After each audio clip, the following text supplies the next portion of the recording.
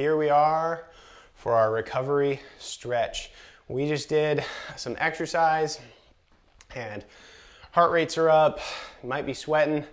The muscles are more elastic right now. They're more stretchy. They're also more swollen than when you're at a resting state. So now is a good time for a recovery style stretch. The stretches we do here are not to gain range of motion. They're to recover, to prevent injuries, and to recover more quickly, right? So recovery stretch, we call it. Shake out the arms, shake out the legs, roll the shoulders. Looks a lot like our warm-ups, by the way. And switch directions. You can keep moving around too. Turn the head left and right, and it's gentle, right? You might have more mobility right now even. If you're very mobile after exercise, right? You get things warmed up. It's like putty in the microwave. Things move more. You might move too much. There is such thing as I'm used to moving like this. Suddenly I move so much farther, then I hurt something. So that's another reason we do this recovery stretch cool down so that we go back to a normal, what's called length tension relationship. How much tension you have when your muscle gains more length. Okay, anyway, sink down, rotate the spine a little bit.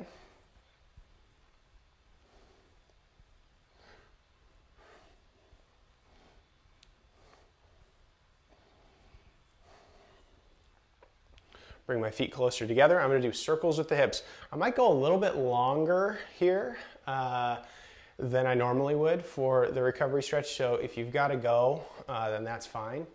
But I'm going to keep on moving for a minute. Switch the other direction. But I'm going to try to do a full recovery stretch. All right, marching the knees. This is our cool down, right? Looks a lot like the warm-up, like I said. And here we go. I'm going to start up at the top.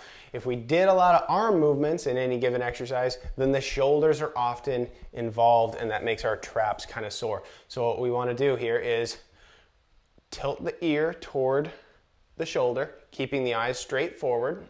So I'm not looking down at my shoulder. I'm going to tilt just to the side a little bit. And be gentle here. Remember, you might be moving more than you're used to. Tilt to the side, then we breathe in and shrug the shoulders up. Exhale, bring the fingertips down toward the ground. Getting some stretch on the side of the neck that we're tilting away from. Breathing in, shrug the shoulders up. Exhale and down. Coming on up. Exhale and down. One last one here, up. And exhale, shoulders reach down. Okay, come up with the head and roll the shoulders a couple times. Other side, right ear toward the right shoulder or the left to the left, doesn't matter, whatever side you're on. Looking for tension on the side that you're tipping away from. Eyes are forward, not down at the shoulder. And let's shrug the shoulders up as we breathe in. Exhale and reach the fingertips down toward the ground. Reminder to unlock the knees, right? You don't want to lock the knees out. As we get fatigued, we kind of go toward our laziest selves, right? Our easiest stance postures, so we don't want to stay suspended on locked knees. Come on up with the shoulders. And exhale, sinking down with the shoulders. And up. And down. Last one, eyes are still forward. And down. Come on up with the head. Roll the shoulders just a couple times here and other way. One more neck move and then we'll work our way down the arms. Head down, nose is down toward the ground, and I'm just going to rock very gently. My forehead's going to go over my right hip and toe, left hip and toe. Okay, so I'm not looking over my shoulder. It's just a slight, small sway left and right. Right, little pendulum swing. Unlock the knees. I got to remind myself over and over.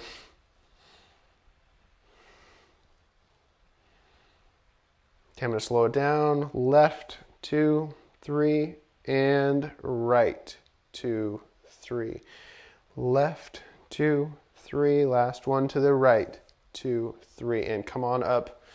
Shrug the shoulders last time. Okay. For the chest muscles here, and you might get some biceps, although if the elbow, right, I've done hand therapy before, elbow therapy, where people have injuries and they have contractures and you can't extend the elbow all the way. Those folks are gonna get some stretch in the biceps.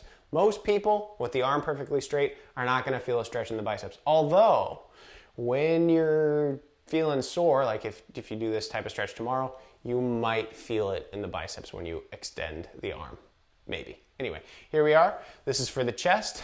I'm going to come down and across, up and back, slow, slow, slow, right? Down and across, up and back, super, super slow. So we're looking for some diagonal pull here in the chest muscles, okay? Again, you might feel tension in the biceps if they're really puffy. Depends on how much weight you use and how much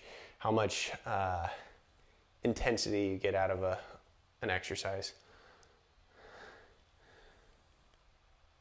And this is for the chest again. That's our primary target, up and back. Sometimes I do the circles, and that's great for a lot of people, but every once in a while you get somebody who cannot do those circles and it pinches things in their shoulders. So I'm avoiding that one today. You're welcome to do it if you're familiar with the circles. Down and across is the one I chose today. All right, I'm gonna switch sides. Down and across, up and back. Again, you're welcome to do circles if you prefer that. Just know your limits on sensation. You don't want any kind of pinching pain on those. And if you have a known shoulder injury, you might back off on the big circles. Just a few more here, slow and steady, good control, in and out of tension. So these are not static stretches for improved range of motion. These are active stretches for recovery. Last one here, for me anyway. And down and across. Roll the shoulders a few times, both directions. All right. Again, if you have a known shoulder injury, skip this one. So I'll be brief with it for those who are going to skip it. We won't spend a long time on it. Right arm comes across, give it a hug, and I'm going to rotate in and out of tension on the deltoid. Most people don't feel this tension because that's a very mobile joint. It's not a very stable joint. So it's just usually people aren't tight on the lateral deltoid, although you might be after a lot of lateral shoulder raises tomorrow. So pull it across and rotate. And you're welcome to do these same stretches tomorrow as well. In and out of tension, okay? Switching, you're welcome to go longer on that. Give it a hug and rotate. Okay, things are connected, right? So you might feel tension in the back as well, which is going to be our next muscle group. Okay, light rotations. Roll the shoulders back. We do a lot of that, right? And clasping the hands together, let's push left and right. So clasping together, we're rounding the shoulders as we push to the side. Back to the center, push to the side. What we're stretching here are the rhomboids. These are the muscles between the shoulder blades and spine. And during an upper body class, right, a lot of upper body exercises, you may be contracting these as you move, but you may also be contracting these in an isometric fashion where you're just placing and holding for stability, right? They're not actually moving, but they're still working. So you want to stretch these guys as well. Clasping the hands, push to the side, center, side, center. Now, intensity, when you're talking about stretching, slow and steady wins the race. You don't want to be too intense, but there is a line, right? If you're too gentle here, if you're just shaking the maracas left and right, you're not really getting those arms over there, you probably won't get anything out of it. So you want to look for some kind of sensation of stretch. If you don't find it, that's fine. That may just be because, right, you just basically microwaved your muscles if you're warm, right? You've softened the putty. You know I don't mean that, right? You didn't microwave the muscles, but you warmed them up so much that they can move more. So you might not feel tension. Okay? Roll the shoulders up, back, and down. Up, back, and down. All right, working our way down the body. Shake out the legs if you need to. Clasping the hands together again. This is my favorite lat stretch for active lat stretch for recovery. Clasping the hands, we come up and out, down to the center, up and out. Okay, this is another one of those where if you're sore tomorrow and you do this stretch, you might feel tension. If you're just recently exercised and you got blood through the body, you might not feel it right now, but it's still good for recovery. So we come up and across. The hands and hips go the same way. The ribs go the opposite way. So if my hands and hips are going right, my ribs are going left, or at least trying to. Down to the center, hands and hips go left, ribs go right. Hopefully that makes sense. A little zigzag here, kind of. Let me show you that in another angle here. Kind of reaching over. And do 6, 12, 15, something like that for each of these. If you prefer this one, I don't like it as much, but some people love it, so I share it. Hands up, left and right, overhead. The only reason I don't like it, right? It's a great stretch. The only reason I don't like it is it's hard to breathe for me. Maybe it's just that I'm instructing and talking a lot, but blah, blah, blah, Kelly again. Left and right, overhead is a good stretch. It's just hard for me to breathe with my hands up high like that. So you decide if that works for you. I don't know. Shake it out, shake it out. You're welcome to do more with that. I have a ton more lat stretches that I teach in my full body, full hour stretch class, but those are more static and anchored, and those aren't necessarily appropriate for this type of recovery right now, right? Those are for more mobility and other factors of muscle health and safety. All right, marching the knees, tuck the tail a little bit, take some pressure off the low back. You could do this. I'm going to borrow this from yoga, okay? If you've got a chair, go for it. If you don't have a chair, I would skip this move, and that's okay. Nice wide feet, hands together, and we sink down at the knees and hips with a nice vertical spine. Once your hands touch the chair, and if you want to, right, you don't have to do the whole yoga arms up and circle out. You don't have to swan dive. But you want to keep your spine nice and vertical, holding onto a chair, and as you lean forward, you get a little bit of a hamstring stretch here, and you roll up with the low back, tucking the chin as well. So the idea here is I wouldn't call it stretching a muscle per se, but connective tissue in all these bound up joints, right? Small, tiny joints in the low back that feel bound up after a lot of like weighted stabilization, staying upright, doing curls, doing lunges, doing these guys, right? Doing lots of different exercises will bind up the low back and make it feel like there's tension. So we just sink down, and I'll do 3 of these. Tuck the tail, tuck the chin, bottom up first, and roll up with each vertebrae, slow and steady. Okay? You don't have to do the swan dive, arm stuff if you don't want to. Circling, bottom up, tuck the tail, rolling up with each vertebrae. One last one here. Bottom up, tuck the tail, tuck the chin, rolling up with each vertebrae. Okay? And one comes after the other. It's like you're snaking up. You don't want to bend and spring out of it. You don't want to bend and snap, right? You want to bend and then roll. Okay, next up, this is light. This is for the glutes. I don't do a lot of standing glute stretches. I do a lot of seated and floor, tons of floor glute stretches, but those again are more static. This one is an active one and it's very light. You just come up and across with the knee. Now you might hold on to a wall like this and help the knee across with the opposite hand. So if this is your right leg that you're pulling across, use your left hand to pull across. Left leg pulls to the right, right leg pulls to the left.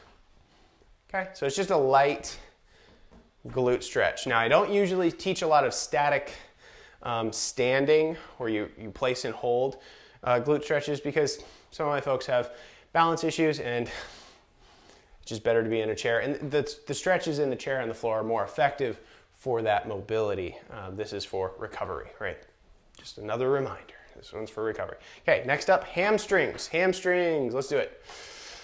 Hamstring swings, holding onto a wall, heel down, toe up, and it's light. It's very mild. It should not be a cheerleader toe touch, right? It should not be as high as you can possibly go. Okay, it's a heel down, toe up. You do want to get some kind of tension there, and you might even slow it down and use one hand to kind of help it up just a little if you're not able to get the weight of your leg up, right? If you're ever fatigued from your hip flexors being tired from a class that's maybe heavy on legs, you might use your arms to help just a little bit. Okay? If you're ever seated and you want to do this, I like this one. Knee up and extend, knee up and extend. It's not a joint mobilization exercise, so don't worry about getting the knee perfectly straight, right? You don't need to have the legs go perfectly straight. We do want some tension in the hamstrings though, so come up and extend, up and extend. And you could do these for a whole minute if you wanted to, because the hamstrings are a large, long, big muscle in the body, and they might need more attention, right? So I'm gonna move on, but you're welcome to stick with that longer. Next up, hip flexors. These are the muscles right in here, front of the hips. 1 foot forward, 1 foot back. We're almost done. We got about, I don't know, 3 more I'd estimate. And it's not a long step, right? It does not need to be like as far as you can possibly reach. It's just a small stride back, tuck the tail, squeeze the glutes, and then just rock forward a little bit, right? Just a little bit of in and out of tension, changing the intensity as we kind of rock forward to back, right here in front of the hips. The cues again, tuck the tail versus flaring the tail up, right? We want to tuck the tail, squeeze the glutes, and push the hips forward. Rocking front to back. Nice vertical spine. Tall and proud, right? Tall and proud because you're almost done. And we're almost done. Tip forward, switch feet. Again, it doesn't need to be like the longest stride you can possibly do. In fact, if it's longer, it's really hard to tuck the tail, and it's also really hard to rock safely. So smaller stride might be better. Tuck, squeeze, and a little bouncing.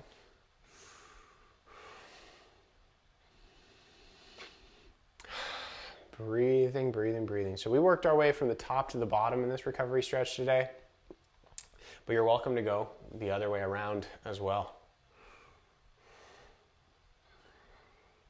And tip forward, march the knees just a little bit. Anytime we stretch something, right, blood kind of leaves that area, right? It's like you're wringing it out almost. You're stretching it, and you want to refill that area by activating those muscles and return it to a good length tension relationship, right? So just reactivate them after you move them. That's why when we do our neck stretches, we follow up with roll the shoulders, make sure everything's still moving okay. All right, next up, adductors. These are the muscles on the inner line of the leg. They bring the legs together. So to stretch them, bring the legs apart. Holding onto a chair is my favorite way to do this, but you could hold onto a wall. Nice wide feet. And lunge left and right. Okay, I'm going to show you a few different angles of this, but you want nice wide feet as you weight shift left and right. The only thing you want to avoid here, and it's not because it's going to injure us, it's because it's almost useless. If you have narrow feet and your hips, right, your bottom, your sway is going beyond your base of support, it's, okay, sure, it could be a fall risk, but that's not my worry. It's just that it's not getting a lot of tension on the inner leg there. So you want to come wider. This might not even be wide enough for me because I can sway beyond that. I want to go wide enough to where I'm pushing my hip downward. Right? Obviously, it's not going to go that far. It's not going to touch the ground. But I'm pushing downward as I kind of lunge left and right. Getting tension on the inner leg kind of in here. Tension on the inner leg, kind of in here, okay, right in this area. Now you can multitask. This is a good one for multitasking. You can rock back and get some hamstrings in at the same time.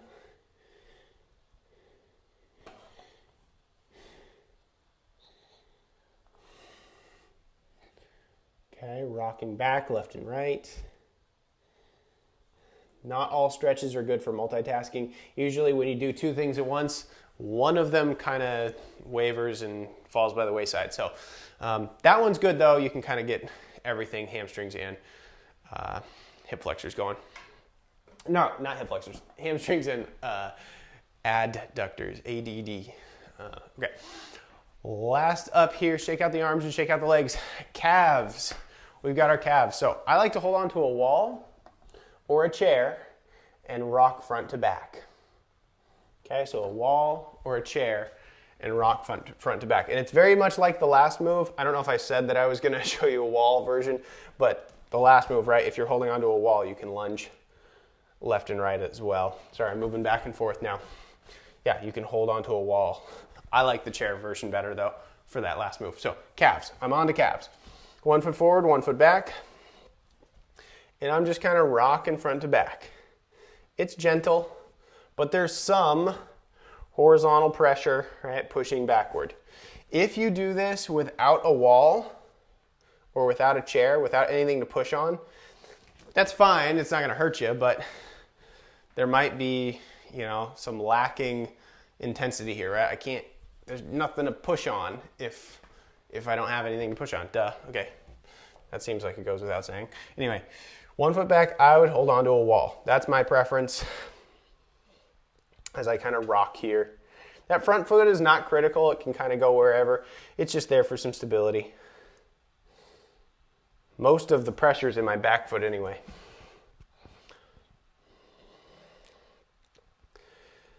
All right. Coming out of that, shake out the arms, shake out the legs. Breathing. All right, other pointers for recovery, right? Often the part of the recovery that is annoying to us, that feels bad, is the morning after exercise. So if you wake up and you're stiff, some people say ice feels good, but think of ice as something that stiffens, right? Ice was water and now it's firm. Heat is something that softens. So if you want to loosen up in the morning, I don't usually use ice, I usually use heat, right? A hot pack, whether it's electric or you microwave it or boil it, whatever it is. Warmth makes things more soft and malleable and stretchy. So if things are feeling stiff in the morning, you might stretch, but you might also manually massage an area first. You might use a hot pack, and then you might do some stretches. But every time you stretch, you want to warm up. We didn't really have to for this stretch because we were super warmed up from exercise, since this is a post-exercise recovery stretch. Anyway, thank you guys so much.